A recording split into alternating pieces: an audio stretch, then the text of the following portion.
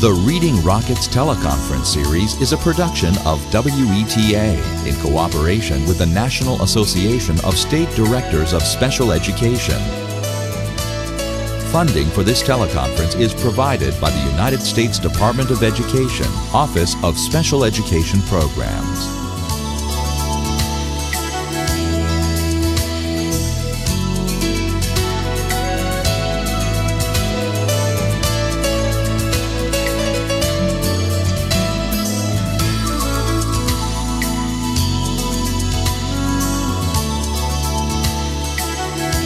Hello, I'm Delia Fompa. Welcome to this year's first Reading Rockets teleconference. Today we're going to talk about a perennial challenge for reading teachers, teaching to the many different levels of young readers in each classroom. We've gathered three of the nation's leading experts in the field to help us. Dr. Carol Ann Tomlinson is Professor of Educational Leadership, Foundations, and Policy at the University of Virginia. Dr. Louise Spear-Swerling is Professor of Special Education and Reading and Area Coordinator of the Graduate Program in Learning Disabilities at Southern Connecticut State University.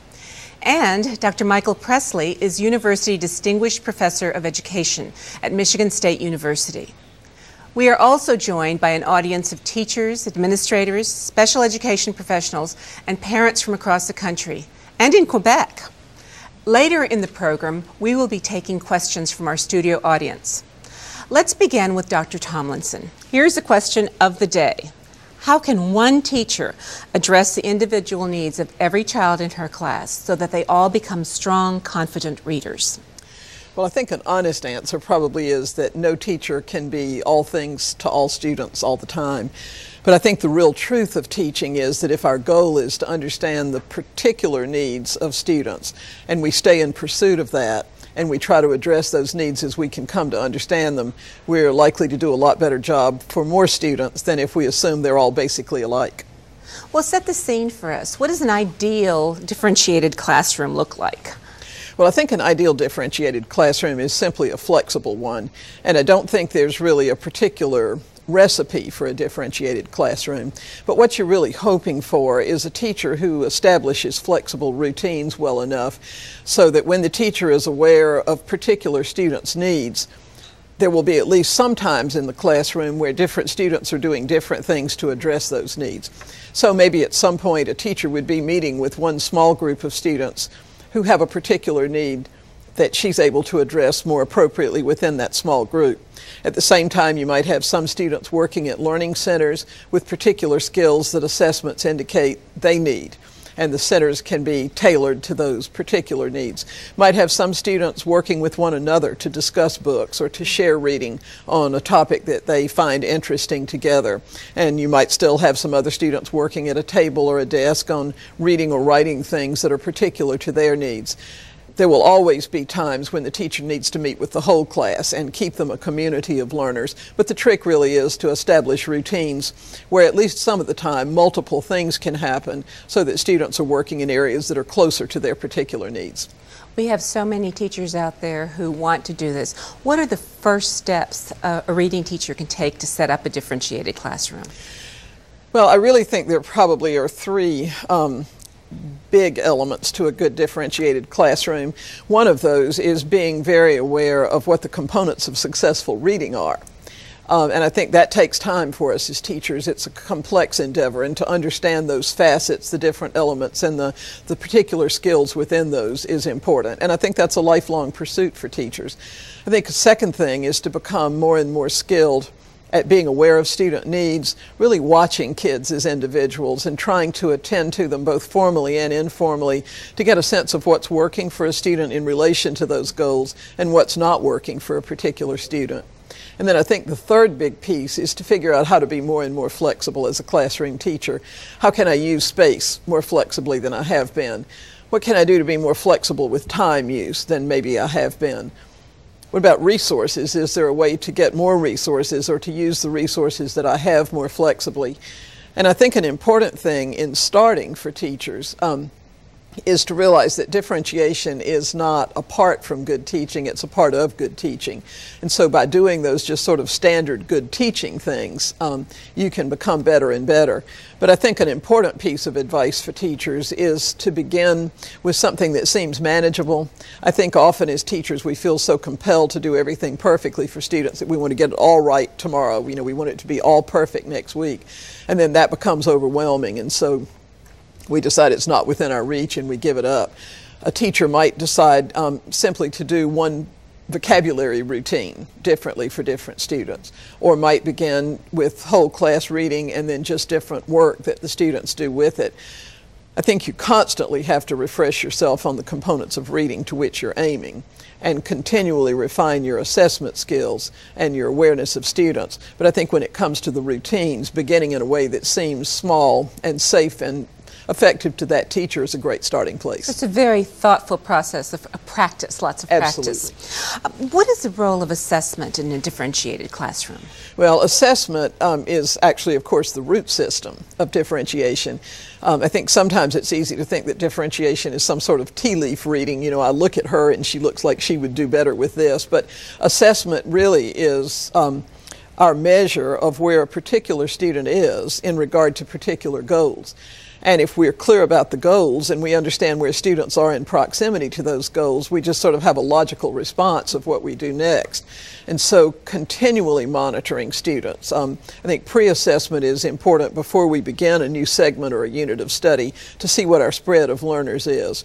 But continually as we teach, it's really important to see that every piece of work a student does really can inform our thinking and our planning as teachers. And so if we use what students do to help us have insights about who's progressing, who's moving further ahead, who's behind in an area, that's really what helps us make our instructional decisions.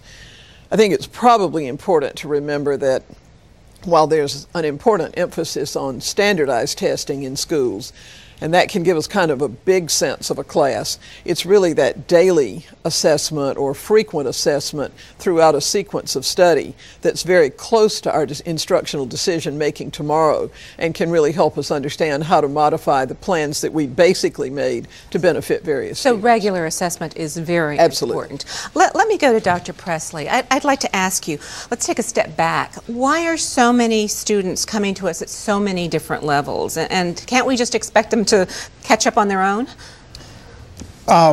Human variation is natural. There isn't any collection of people that don't differ in multiple ways. And one of the absolute realities of kindergarten or first grade is the individual differences will be huge. And here's the really tricky part. Not only will they be huge on day one, the rate of change for these children will be very, very different. Here's another tricky part. What you do for each one of those individual kids can matter very much. So the particular type of instruction can result in either rapid change or not so rapid change. So my friend Fred Morrison at Michigan has just done some wonderful work showing that for kids entering grade 1, low skills, a very explicit skill-oriented curriculum is the best way to give them a big growth year in first grade. For the kids entering high, you're much better off having a much more holistic curriculum where they're, if they can enter reading easy chapter books, have them reading more chapter books. Kids are different. Okay, with respect to the assessment piece, I've spent a great deal of my time studying very effective teachers. And one of the things they do every day, every hour, and the best of them actually every minute of every hour, is size up how the kids are responding to the task and the instruction they've been given. And oftentimes there's 5 or 6 different tasks or instruction going on because the most effective teachers do differentiate their instruction. But they're always there monitoring. They're always on their feet. They're looking over the shoulder. They're listening to the kids when they partner read. They're watching when the kids write. They get in there and they intervene and give them mini lessons, okay? They know their kids really well because they spend more of their time oriented to their kids during the school day than anything else. They also know their curriculum well, and they know curriculum options well because they've spent years building that competence, okay? There is no 1 week professional development that develops a good first grade, second grade, or third grade teacher. What develops a person who knows many, many curriculum options is long-term immersion in developing the skills and taking advantage of every skills opportunity. What develops the competence to match the curricular options to the particular children is doing it a lot and doing it over years, and from the moment those kids land in your classroom, orient it like crazy. Well, I saw lots of nods taking place while you were talking, so we must have a lot of agreement on that. Dr. Spear-Swerling, are there any negatives to differentiated instruction? Is it controversial? I don't think there are negatives to it if it's done well. I think it's very challenging to do it well, and I think teachers need good preparation and also opportunities for ongoing professional development. You know, one of the things that we're realizing more and more is that teacher preparation is not, you can't give somebody 4 or even 5 years of pre-service preparation and prepare them to a level for a whole career. It really takes, pre-service preparation is very important, but opportunities for ongoing professional development are also extremely important. What else does a teacher have to do it well? Well, I think certainly teachers need adequate resources. As Mike mentioned and Carol mentioned, you know, there's a big range that kids that teachers will have in their classrooms. That's true even in kindergarten, and the spread only gets larger as you go on in school because the kids will progress at different rates. So it's vital, for example, that children have access to a range of books. Teachers need to have a range of materials to teach with. They need adequate support in terms of specialists and human resources to help them, and also adequate time in the school day for doing this well. There are a lot of support systems a teacher needs. Is there anything in particular administrators can do to support teachers in differentiating classroom instruction? I think administrators can provide very important leadership. So they can make reading a priority. They can make sure that there is adequate time allotted.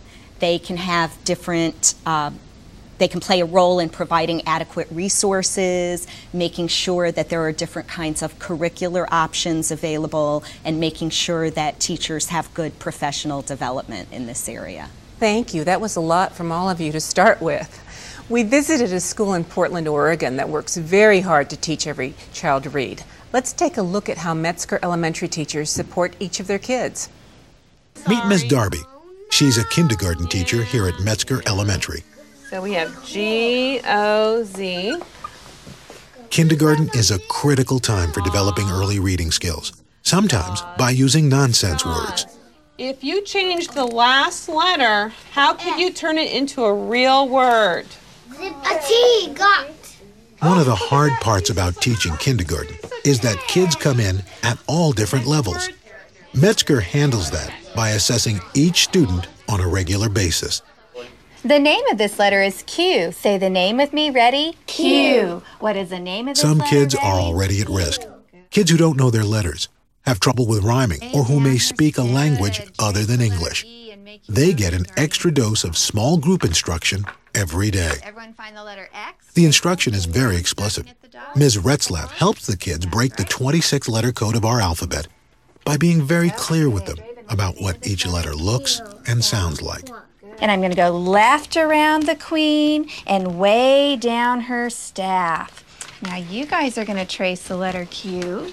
So when you're trying to figure out if a school is doing a good job, here are 2 questions to start with. 1, do they assess all students regularly? And 2, is the instruction explicit?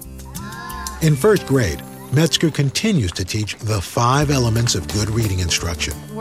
They teach phonemic awareness, helping children understand that the language we speak is made up of individual sounds. Lock. They teach phonics, the concept that letters represent sounds. Say it fast. Chirped. They teach fluency, how to read smoothly and with expression. They teach vocabulary, and they teach comprehension, the ability to understand and interpret what you read. Brooke, what else do you know about Martin Luther King Jr.? He was a minister. These are all skills that parents, with practice, can reinforce at home. What's this word? So. At Metzger, the first job is to divide the kids into flexible groups based on their reading level. That way, they're challenged and also achieve some success every day. Mrs. Pulver's students are working to catch up with their first grade peers. Mariza, what does fond mean? It means you really like something a lot. You really like For kids who struggle even in Ms. Pulver's group, teacher assistant Marilyn Peterson uses a much more basic curriculum with more opportunities to practice basic skills. Kite, hope, hop. Start all over. Kite, hop, hope, kit. Perfect. All right. For kids who are behind, like J.T. Richardson, Metzger throws in an extra dose of reading with one-on-one tutoring, while the rest of the class works on science or social studies. J.T. gets to review the lesson for the day. This book is at a good level for J.T., so the more he practices, the more comfortable he gets. Being able to read fluidly and automatically is critical to comprehension. Ready, set, go. Dina said, let's bake cupcakes. Jack said, I hate to bake. Have you ever baked cupcakes? Jack asked Fran. And Granddad, can you help us? We Wow. Oh my gosh, and you got in the word bake right at the time. Wow. 15 more words. High five. High five. On the side. Down low. Way to go. JT. JT charts his progress every day. But while they continue to give him positive feedback, his teachers are concerned. Things are going. He's a concern because there's a marginal growth, but it's just totally not consistent. Okay. Every 3 months, Metzger's school district comes in to do its own assessment of each child. That's in addition to the weekly or bi-weekly assessments that the school does. Built. JT is a student that I would be concerned about. It's the end of first grade. He still needs to sound all of his words out. He has a few words memorized, the basic sight words, but he still has a ways to go there. We are finished. Thank you very much. Dr. Roland Good of the University of Oregon worked to develop the assessment that Metzger uses. His progress is telling us that we have not yet found the level of support that he needs. And the child is always right. So if the child is telling you, I'm not getting enough support, they're right. And then we need to find a way to provide more support to him. At Metzger, they use flexible grouping, small groups, a variety of research-based teaching methods, a variety of interventions for struggling readers, and regular, ongoing assessment. Dr. Presley, in Oregon we see one way of differentiating reading instruction, and that's flexible grouping across classrooms. What are the pros and cons of that approach? Well, I think that it's one arrow you have in your quiver, and it's one teachers use a lot. With respect to the most challenging students, however, a few years ago I wrote a book on the 581 challenges of beginning teaching. And as part of that, we had a contrast. Are there any of these challenges that endure? There is one that endures throughout your career as a teacher, and it's figuring out what to do with the most difficult students, the ones who are making the least gain.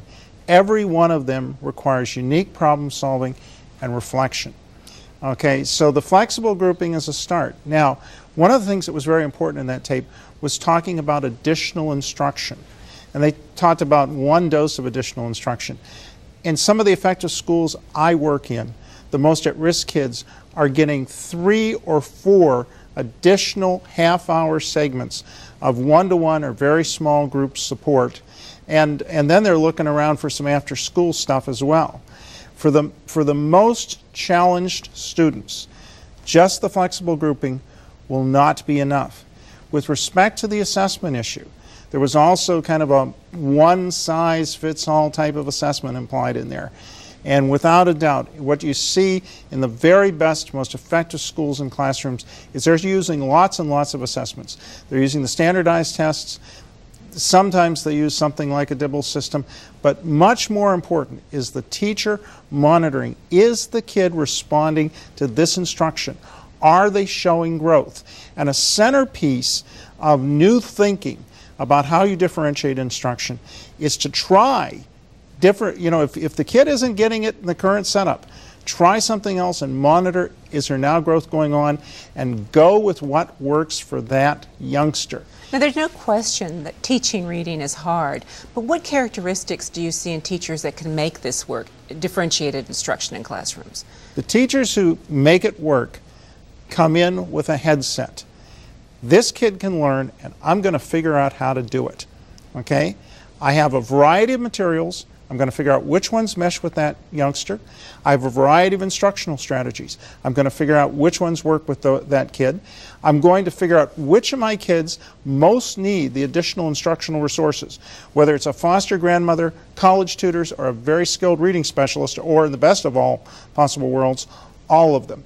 They are continuously thinking about that kid, what do they need, and flexibly problem solving. And the very best ones are good at doing this, not only for the weakest kids in the class, but for the strongest kids as well. Give us a short answer to this question, because I think it's important to get it in here. What about schools that have adopted a single reading program? How do you differentiate instruction? Give me a short answer there. An excellent, you should not adopt a program that does not offer many, many routes to differentiation. The very best, most well thought out, heavily researched, and historically important published programs have that in them. The ones that were cooked in 18 months by a major publisher to try to compete with those best of the bunch are not what you should be buying. Dr. Spear-Swerling, in listening to this, we've all thought about whether schools are doing it right. In what situations is it beneficial to pull a child out of class for individualized instruction? Well, I think it's more helpful to focus on how you meet a child's needs. So sometimes pull-out remediation can be appropriate. In my experience, it's more often related to, the issue of that is more often related to how much of an outlier a child is. So if a youngster is really far behind other children, then often they need something that is different than what is provided as part of standard classroom instruction. And whether you pull the child out for remediation or whether a specialist comes into the classroom and works with them in the classroom, they're still going to be needing something different. As an example of that, consider, say, a third grader who's essentially a non-reader and may need very systematic, basic level phonics instruction that is not needed, or at least not needed to the same degree by many other third graders. So that child, and you see that even more at the upper grades, that happens even more as children advance in school. Then to meet that child's needs, there has to be instruction provided, whether it's in the classroom or out of the classroom, that meets that need. Carol, what's your take on pulling out kids for individualized instruction? Well, I think I agree with what Louise is saying. In general, I kind of go with the medical model, do the least invasive thing first, and I think sometimes we pull a child out of a classroom during a time when there's something that would be really rich and beneficial to them to take them someplace else, when we can provide it meaningfully in the regular classroom and keep that student a part of the community of learners. And then I think that's a positive. If we can't do that, then I agree with Louise. The question is usually not for any student, where do we put their bodies? It's what do they need, and what are the multiple ways we could provide that, and given what our options are, what would be best for that child. Mike, in your research, when has pull-out worked, and when doesn't it work? Pull-out often works with the kids who are at most at risk. You pull them out, especially if you have an excellent reading specialist, and give them a half hour of instruction a day, and that can really help a great deal. But what's really interesting in those places is what's going on in the regular classroom. Often when those kids are pulled out, is there's very individualized instruction going on rather than whole group instruction that they're missing. The whole group stuff, these teachers are very good at managing their time. So if there's some important social studies or science lesson, they make sure everybody's there for it. Or if it's something the kid is just going to die if they're not there, some art activity or drama or something. These people who are really effective teachers manage the kids in every way they can be managed well. But no doubt about it, for the highest at-risk kids, tutoring does work. The more skilled the tutoring, the better, although even college student volunteers can make some impact. So lots of individual decisions. Along that vein, Dr. Tomlinson, how do we create accelerated learning opportunities for our higher performing students? Well, I think we really need to realize that what Mike said about having just a mindset, that our students vary, and it's our job to know where they are and what their next step is, applies to high-end learners as well as it does to other students. And it's really important for those kids that we give them opportunities to read things that they can read. We're so compelled as teachers to want to make sure we've taught every student reading that we spend a lot of time teaching kids to read who already know very, very well how to read. I think it's important, again, to monitor those students, again, against the competencies that we feel are important. But I think once a teacher has evidence that a student is competent in an area, there's really no point, and in fact there's a detriment to continuing just to teach it. And so you may find a high-end reader who, for example, needs some work with syllables, but really, for the most part, can read on their own. I think letting those students read books that are appropriately challenging for them, giving them opportunities to work with like peers who read at that level and can discuss things with them, and giving them opportunities to read books about things they really care about is extremely important for them. In a lot of ways, what it is the teacher taking the lead from the student, and again, sort of saying that student is giving us the clues that she's ready to move ahead. This is something that we could do that lets her grow as well. How do you work with your students, Louise, in terms of working with higher performing students? Well, certainly I agree with the things that Carol has said, making sure that students who are high achieving have adequate opportunities to read books at their level, that they're not continuing to practice things they already know how to do. With my students, I do quite a bit of work in the urban schools, and one of the things that I sometimes see in the district where we work is that, of course, everybody tends to be very focused on low achievement and helping low achieving kids, but in fact, there are kids who are also very high achievers, and if we don't give those children opportunities to read challenging books, to move ahead, then we lose them as they advance in school. Good thought, thank you. Now we'll visit Arlington, Virginia, where we'll take a look at Arlington Public Schools Intake Center. Kids at different levels are challenging enough for most teachers, but what happens when kids speak a different language? 8-year-old Marlon Escobar Lopez has an important appointment today. He's checking into his new school system in Arlington, Virginia. Marlon Escobar. He's at the Arlington Intake Center, where staff will figure out exactly what he needs from his new teachers. Intake Center is the place where children who speak another language or have another language background enter school. The Intake Center stays very busy. Arlington's English language learners speak 104 languages and come from 122 different countries.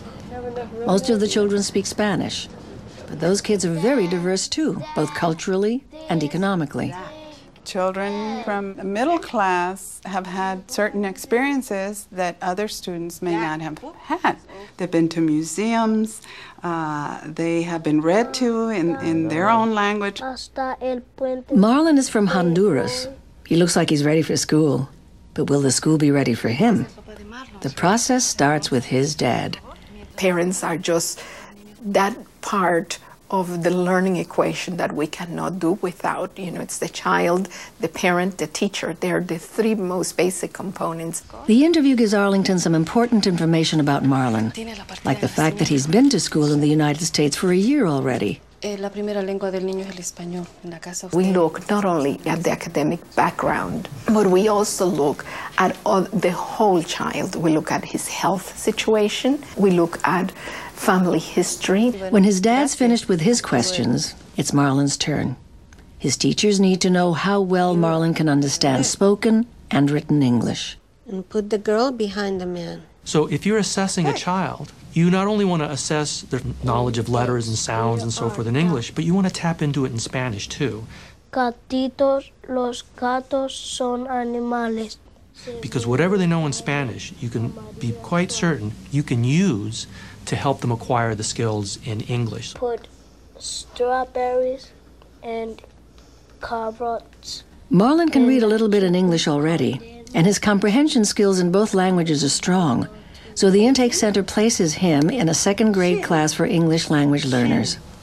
Short sound of I, everybody. Okay. His teachers at Abingdon Elementary have received all the information gathered at the Intake Center, both social and academic, so they know exactly where to start with Marlon. Using time for instruction right away at the correct and appropriate level is important to us. We want all our students to achieve at a high level, to be challenged, regardless of where they started. Indigo. Indigo, excellent. Dr. Spears-Swerling, what should teachers keep in mind when differentiating instruction for English language learners? I think it's important to know about the child's language and literacy abilities in the native language as well as in English. As the tape indicated, children who have knowledge in their native language can often transfer that to English, especially if the native language is an alphabetic language like English, which is true in the case of Spanish. So instruction can build on those strengths that children have. Also, developing children's spoken English ability is very important because that's going to be a foundation for them to learn to read in English. Carol, what do you think? I know where you work, that's become a growing challenge for our schools. Well, I think in addition to what Louise just said, we think in terms of students' readiness levels, and these students have a huge need to develop vocabulary efficiently and quickly, and particularly to develop the academic vocabulary that they need to help them learn math and science. They may need different degrees of instruction in phonics and that kind of thing. I think in addition to looking at the readiness needs, it's important also to look at students' interest. If you have students from other languages who have a particular interest in a topic or thinking back on their own experiences in another country, there's a lot you can do to motivate students by letting them develop personalized vocabulary banks around words that they care about, topics that they care about. And I think also to remember that students vary not just in their readiness or in their interest, but in how they learn. And some students will learn much better in conversation with other students, some in one-on-one tutoring, some by hearing, some by drawing what they do. And again, it kind of goes back to what Mike was saying of trying to have a large instructional repertoire, trying enough things with students to see what's really clicking for them, and then being able to steer them certainly in their readiness needs, but also capitalizing on that by tapping into interest and by trying to capture their best ways of learning. Louise, another major challenge has to be kids with learning disabilities. How do teachers handle special ed students by teaching them reading in the mainstream classroom? Well, I think it's important to remember that the special education umbrella covers a wide range of students. So although children with learning disabilities are the most commonly identified, there are children with other disability conditions as well. For children with learning disabilities, difficulty learning phonics kinds of skills and word decoding is often a core problem, and that's something that does need to be addressed. Those students often benefit from very systematic, explicit instruction in that area. If that instruction is part of the curriculum, that will be helpful to those students, although some of them, as Mike indicated earlier, will need more than that. The most challenging students will need more than that. They may need some sort of pull-out remediation or help from a specialist. Other disability conditions, such as intellectual disabilities, for example, will involve other needs. Kids with intellectual disabilities usually have broad language and vocabulary delays, so that would need to be addressed. Sometimes children who are on the autism spectrum, especially high-functioning youngsters, do well often in decoding, but will have comprehension difficulties, especially related to more inferential kinds of comprehension. That's a lot of challenges, but some good solutions. Mike, do you have something to add to the special education issue? Yes, and it ties back as well to the second language kids. There is a great deal of converging evidence. If you want the best possible outcomes you can get with at-risk kids and with second language kids who are mostly going to be educated in regular education classrooms in this country and all over North America, including in Quebec, a strong balancing of the skills instruction and holistic reading and writing opportunities is just absolutely essential. That's how you get the best outcomes for the weakest kids. And that's very difficult and challenging to do. It's challenging from the point of view of training teachers who can deliver all of those components. It's challenging from the point of view of identifying materials that can serve all those components. But there's one more thing that is right in the center of every effective classroom and every effective school we've seen. They're over-the-top motivating. These schools have developed a culture of very, very positive education for children, and the direction that they're focusing on hardest are the most at-risk kids. You go in these schools and you cannot miss.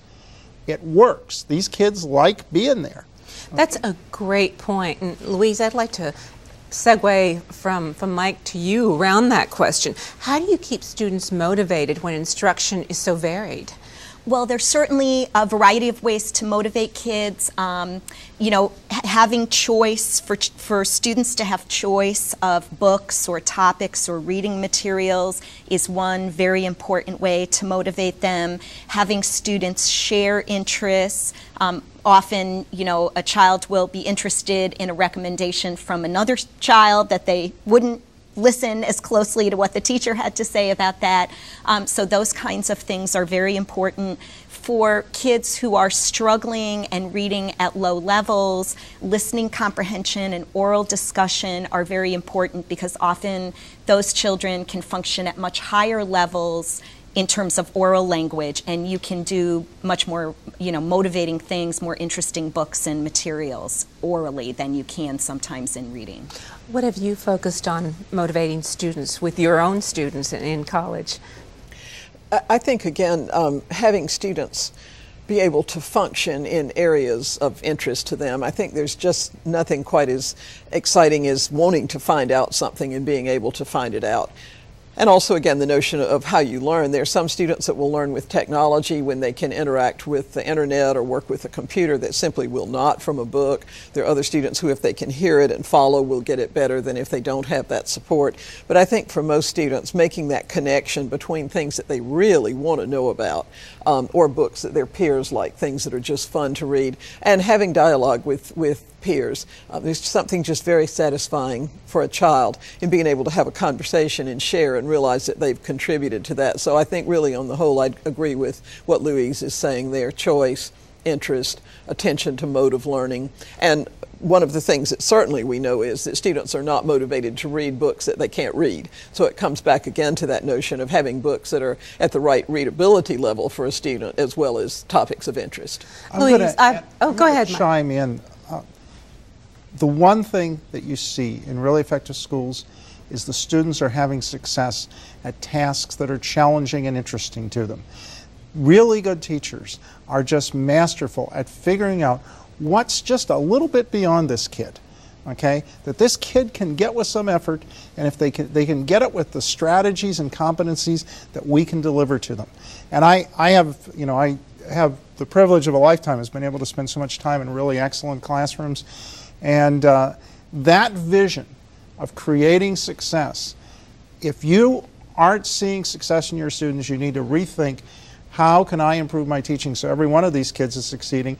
And here's the real trick. And I'll never forget, I just saw my friend Barb Skinner in Okemos yesterday. She's a master at this. They'll have a writing assignment.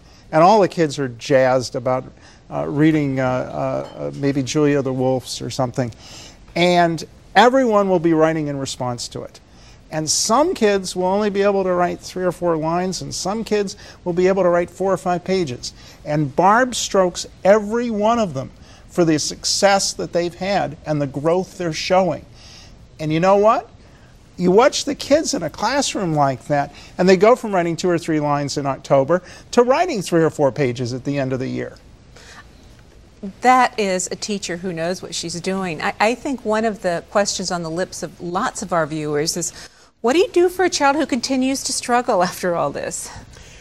I think you simply continue to work. I mean, I think what Mike said earlier about the fact that students come to us very differently. They do come with intellectual handicaps. They come with huge challenges in learning language.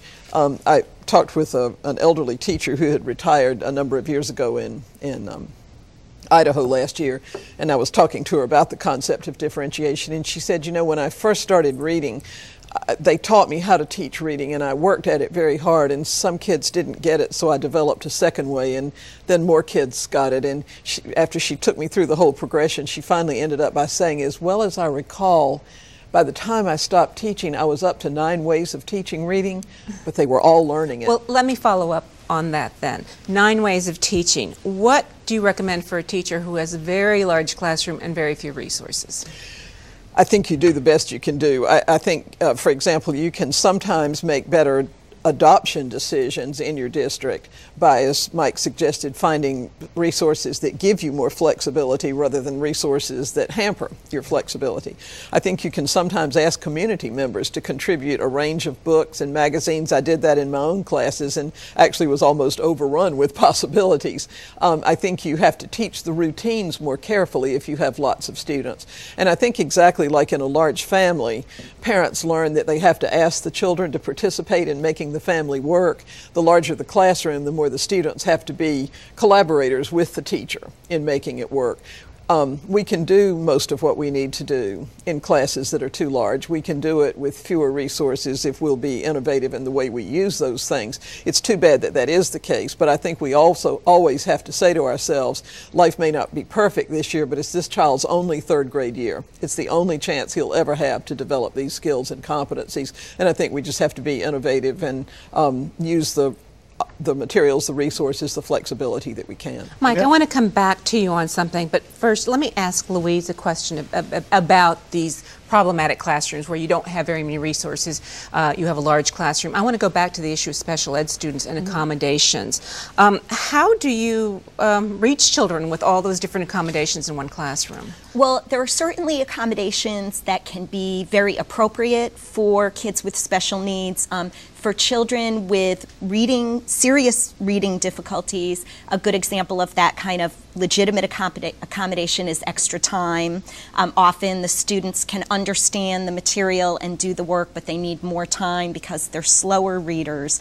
One of the concerns I have about accommodations, especially this is more with older kids and not so much at the primary level, is that if accommodations are not coupled with good and aggressive remediation, you can accommodate the child right out of learning how to read. So your goal in the extended time example, your goal really should be to try to make the student a fluent reader so that ultimately they can read as other people do. And that may or may not be feasible for every single student, but that it should be a goal. And so I think we have to be careful about accommodations if they're not coupled with good remediation. Yeah, I think the sort of a point there is a difference between accommodations and enabling. And you don't want to enable a student to relax or to become slack or to stay where they are. Right. You want to accommodate always with the notion of a higher ceiling, that sense of reaching. Exactly, and there is a judgment there, you know, similar to the thing of trying to find work that is just challenging enough for this student, but not that's so challenging that they can't be successful. And it's sort of the same issue with special needs kids in making these decisions. Okay, and one of the things, even in the most under-resourced school, the most important resource is you, the teacher. And I'll give you a great example. I was talking to some people in a Reading First school. They'd adopted a reading program I've helped develop. And they said, well, what do we do? You know what you can do? One of the things you can do is you can take that manual and you can learn everything you possibly can about reading from spending time with it and spending time with the internet. I give this advice quite a bit, and I often have teachers coming back and saying, my gosh, when I dove in there, I mean, this is like an advanced graduate course, okay? And I got so many ideas about how I could deal with particular problems I'm getting. So whatever resources you've got, you can spend more time with them. You can go at them with the headset. I'm going to figure out how these can work with my kids. These days with the internet, I mean, one of the resolutions I've made in my life is every night before I go to bed, I'm going to spend a half hour with that internet, and I'm going to get smarter about something that matters to me. Well, you can do that with respect to reading and differentiated instruction just as easily as you can with respect to any other topic. That net is loaded with quality resources. It's also loaded with junk. One of the things that happens, though, is as soon as you start getting better at this, you start to be able to pick out the wheat from the chaff. And then you know. I'm going to throw this out to all of you. One of the supports some schools have is paraprofessionals and parent volunteers. How can they be involved in implementing the model we've described today? I think they can be involved in just a myriad of ways. As Mike noted earlier, the better training the person has, the more specific kinds of help they can give. But even a person who comes in and just sits and reads with a child periodically and establishes that relationship and gives that kid a chance to hear a good adult reader read or read to an adult who can give them affirmation. It's a really important thing. Special ed and gifted ed and second language support people in a classroom can be so helpful, certainly as just another pair of hands to make those routines run, but they also become teachers of the teacher to help them see strategies that are in their realm of expertise, which interestingly will be important for a second language learner, but that same strategy can be really important sometimes for many other students in the class who don't have that particular need. So I think that range is hugely important. Louise, I see you nodding. Yeah, I think that oftentimes also it takes fairly minimal training to learn how to do a certain set of things that could be enormously helpful. For example, one of the things I have concern about sometimes is the kind of feedback that children get when they're reading, which I think is very important to provide the right kind of feedback during children's oral reading. Well, you can train somebody in how to provide good feedback if in a fairly minimal amount of time, and then that person could play a role in working with children, listening to children read, and be extremely helpful. I'm real high on this theme, and I'm going to give even a little different spin on it. I think communities are filled with funds of competence out there who will come into schools. A school we did work with last year, Bennett Woods, it was just thrilling to watch. You had parents in the community who would come in. They, for various reasons, they decided to stay home, raise their kid, but during the school day, their kids are at school. They come in there and they tutor kids in math, in reading. When you get a good one, work hard with that person to get them as involved as possible. Up in Manistee, Michigan, I'm watching this wonderful program where they have foster grandmothers in classrooms. Okay, and some of these foster grandmothers are terrific, and they've been out there at this 6 or 7 years. We need to work with the churches, we need to work with community groups, we need to identify those funds of competence and get them to realize there is an important role in improving the lives of children and the future of the country for them by coming in there and dedicating themselves to providing the kind of tutoring that they can provide. Lots of roles for everybody. Thank you so much. As I mentioned earlier, many of our friends from the education community are here with us in the studio, and they also have questions for our panelists. Dr. Tomlinson will answer the first question, and each of you can follow up with a short response. And I'd like to go to our first questioner. Hello, I'm interested in the panelists' thoughts on the role of technology in differentiated instruction. What works? Technology is an interesting arena because it does open up so many possibilities. We can find material at different readability levels. We can tap into interest. It does have to do with mode of learning. Some students respond better that way. I think two cautions for me would be that to plug a child into a computer and assume the computer is going to become the teacher is not appropriate. It needs to be something that a teacher carefully monitors and continually stays with and watches that particular student. One of the things that we know that from the study of integration of technology into schools is that the best integration of technology is always in service of the student's thinking, of the understanding of ideas, of really helping that student have a broader reach and a broader competency in the world, not just simply checking off little worksheet kinds of things on the screen. So I think that rich use of technology can be very important in addressing readiness level, interest, second language, mode of learning, but it needs to be under the very careful watch of a teacher who understands that it's just one of a number of tools in the classroom that has certain ways of appropriate use as opposed to sort of insipid use. Mike, a brief answer. The brief answer for me is that every person in the country, every child in the country, has to get facile at dealing with technological environments. And the biggie right now for our time is the internet. This is highly motivating for kids, but it's also a set of skills they need to learn how to navigate. Now, what's in the internet, there is some terrific high-quality stuff. So one of my favorite sites is the National Geographic site on Lewis and Clark. And every third and fourth grade class in the country is studying Lewis and Clark. You can go to that site and have a really high-quality set of experiences that will expand kids' social studies understanding and their reading competence, okay? As a nation, we need to get very attentive to figuring out which of these sites are just great, and we need to work very hard at getting teachers to realize that to navigate kids into those can do a lot of positive good. Thank you. I'm going to throw the next question to you, Louise, Sure. and we'll go to our second questioner. The goals of the No Child Left Behind law require addressing the needs of every student to meet state standards for successful reading. Do you believe actual implementation of the law, particularly as it's shaped by the Reading First Act, encourages differentiated instruction? Well, I think implementation can always vary, so implementations can always be faulty.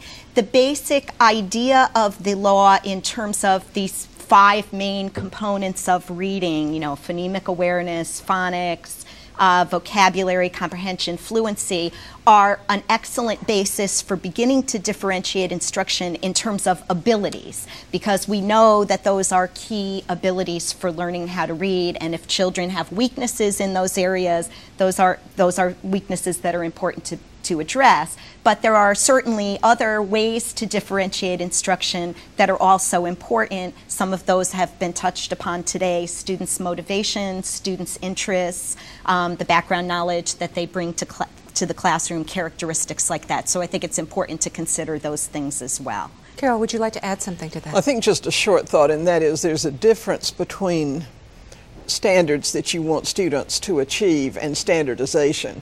And the more it becomes a national goal for us to ensure that students all reach at least a certain level of competency, the irony is the more we can't standardize what we do. To help all students succeed at a level of competency is going to take many different routes, time periods, all kind of flexibility, and I think it's critical that we not confuse standards and standardization, because we simply can't achieve what we're trying to by ignoring student differences. Mike. Okay, as many of you in the audience know, I am on the public record that Reading First could be a lot better. And what's happened in this first generation, I think this was a noble effort.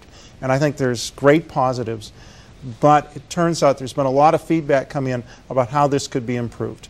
As we rethink the Elementary and Secondary Act and rethink Reading First, it is very important that we have leadership in place that will, in fact, take that feedback and constructively come up with a much better law that will work much better with every kid and allow schools to do a much better job with the resources they receive. Now, if you want to see my further comments on this, there'll be something in Ed Week in a couple weeks, and you can go to the Michigan State Literacy Achievement Research Center website, and I have a very long document on there about some of the improvements I think are possible based on the feedback that's come in. Thank you, Mike. Next question. I've been an educator for a number of years, and I've seen a variety of approaches that have dealt with differentiated reading instruction. And yet when I go to schools, I see very little differentiated instruction. So my question is, what can be done within the school structure in the classroom to enable teachers to implement differentiated reading instruction? Who wants to take a stab at that? Carol. I'll start. I think we have to believe that as teachers, we're learners as well, and one of our difficulties has been that we've not been very good teachers of teachers. I think we're very famous for the one-shot staff development, or we do differentiation for a year and then we go away. In schools where we see this working, there's a sustained focus by an involved leader who understands the concept and the difficulty, who makes sure that teachers have models of what they're looking at, who's constantly in classrooms to encourage teachers to share with one another, to work with one another to make this happen. In the places where we see it happen on a broad scale rather than just with the occasional wonderful teacher, it's that sort of sustained leadership effort. And I think a critical part of that we've not gotten is that we have to differentiate for our teachers as well. Our research suggests to us that 4 common barriers to differentiation are, if I'll transfer this to reading, lack of clarity of what the real reading goals would be, lack of reflection on individual students, lack of a repertoire of instructional strategies that enable teachers to reach out in multiple ways, and real fear of managing a differentiated classroom. Trick is, not all teachers have the same issues. And so what we really need to be doing is figuring out what it is with each teacher that would help them succeed in much the same way we do with students. That was a great answer, and we have another question that was a very good answer. Hi.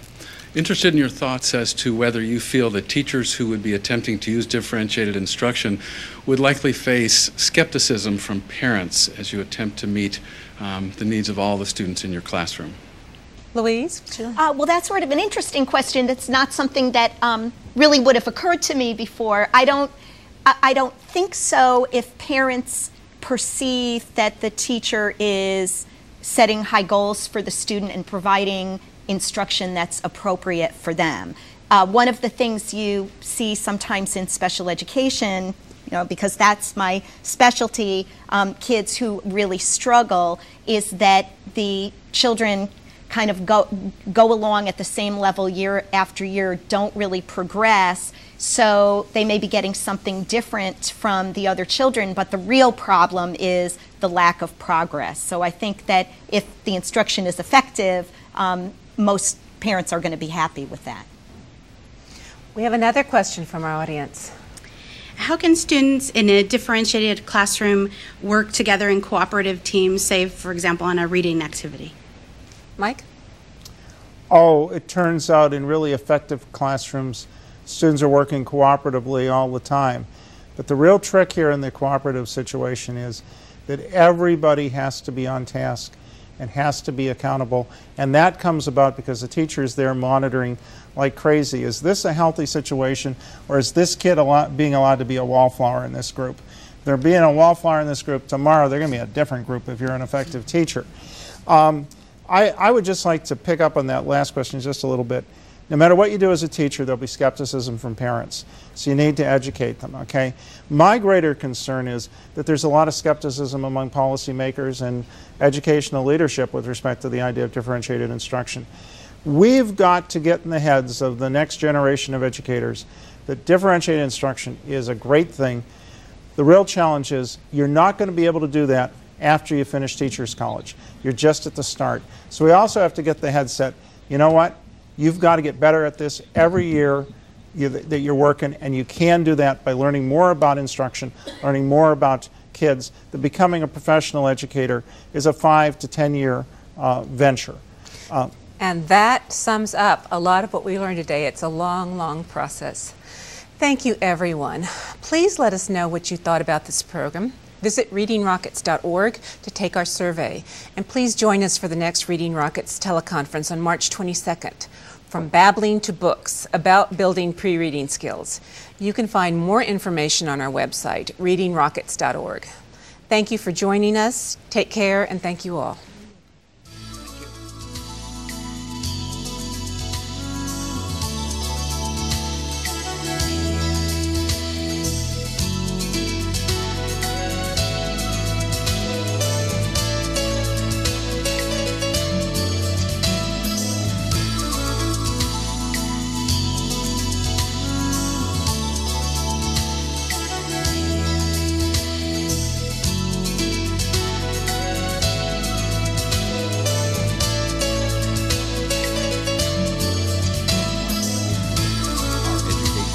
radio series Launching Young Readers or documentary A Tale of Two Schools, visit us at www.readingrockets.org or call 800-757-6845. The Reading Rockets teleconference series is a production of WETA in cooperation with the National Association of State Directors of Special Education. Funding for this teleconference is provided by the United States Department of Education, Office of Special Education Programs.